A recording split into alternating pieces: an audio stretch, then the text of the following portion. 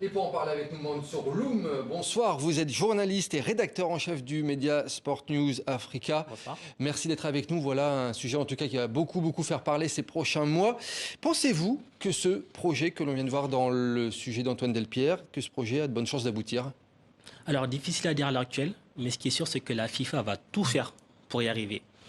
Et pour y arriver, il faudra absolument qu'elle ait l'aval de l'UEFA parce que c'est la fédération la plus puissante économiquement, mais aussi c'est la fédération qui concentre les plus grands championnats, les championnats les plus compétitifs. Donc ce sera très compliqué pour la FIFA d'y arriver sans l'UEFA. Sans l'UEFA. Et la FIFA l'a confirmé, hein, il a mis le sujet sur la table, mais il n'y a rien d'urgent pour l'instant.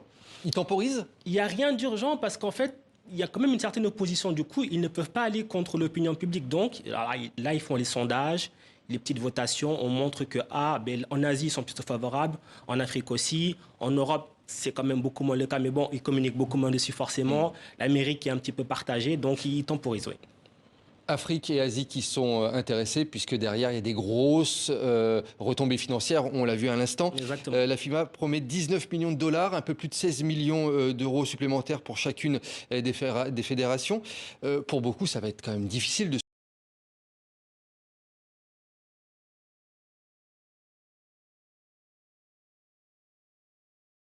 L'argument financier, les fédérations africaines, elles vont le voir comme une bénédiction. Mais après aussi, il faudrait qu'elles voient plus loin que justement cet argument financier, et notamment savoir où est-ce qu'elles vont, elles, placer leur compétition aussi par rapport à cette Coupe du Monde tous les 2 ans. Et est-ce que, selon vous, cela pourrait aussi impacter les championnats nationaux? La FIFA, de son côté, dit que non, mais certains clubs ne vont pas spécialement voir la fréquence tous les 2 ans d'un bon oeil. Mais on est déjà sur des saisons qui sont de plus en plus longues, des joueurs qui sont de plus en plus fatigués.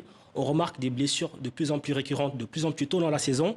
Et donc, forcément, disputer une Coupe du Monde avec la préparation qui va avant, la disputer ensuite, la récupération, puis reprendre les championnats, il y a beaucoup de clubs européens qui vont grincer des dents, ça c'est sûr. Bon, vous qui êtes un amoureux du football,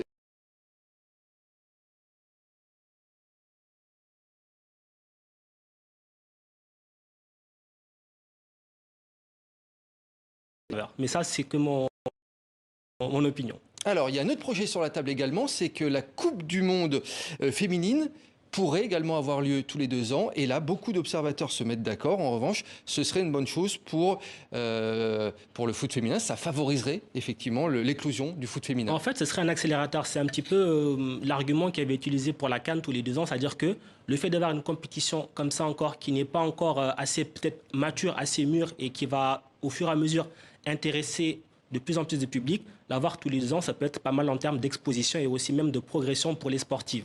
Et bon, on assure également ce dossier de la Coupe du Monde féminine. On va parler de la CAN désormais, vous en parliez à l'instant, Mansour Loum. La FIFA plaide pour l'organisation de la Coupe d'Afrique des Nations désormais à l'automne. Il faut savoir qu'actuellement c'est en janvier et février. Pourquoi ce choix selon vous? Pourquoi le faire en automne?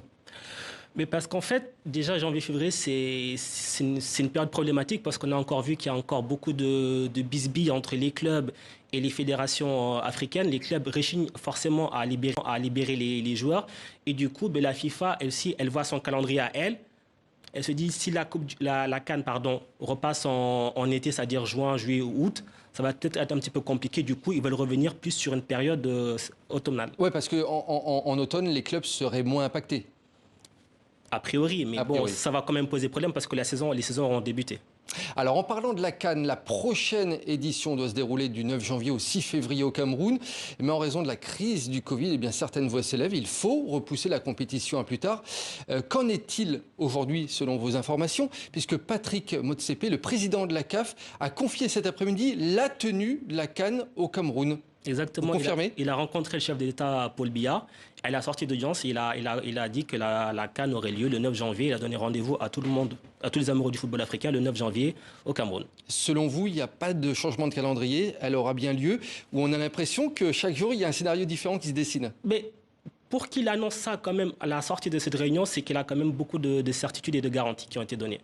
Et parce que certains pointent du doigt la pandémie, mais aussi l'impréparation camerounaise de la compétition. Malheureusement, c'est un peu le serpent de mer. On ne sait pas en fait où on va dans cette CAN parce qu'on voit des stades, on voit des photos, on voit des terrains d'entraînement, mais on ne sait pas trop ce qu'il en sera. Il est arrivé au Cameroun, il a fait une petite visite d'inspection. Il y avait le stade d'Olembe qui posait peut-être interrogation. A priori, c'est rentré dans l'ordre. Et normalement, le 9 janvier, tout devrait être prêt. Mansour Loum, quelles conséquences si, au final, la CAN n'avait pas lieu? Conséquences économiques? Pour la CAF, ce serait catastrophique économiquement parce que la CAN, c'est le moteur économique. C'est ce qui permet de financer le reste du football africain. Donc, pas de CAN, pas de rentrée d'argent, ça va être difficile de financer les autres compétitions africaines. Et donc, en fait, on ne s'en rend pas compte, mais c'est tout l'ensemble du football africain qui risque d'en souffrir et pas que pour 1 ou 2 années.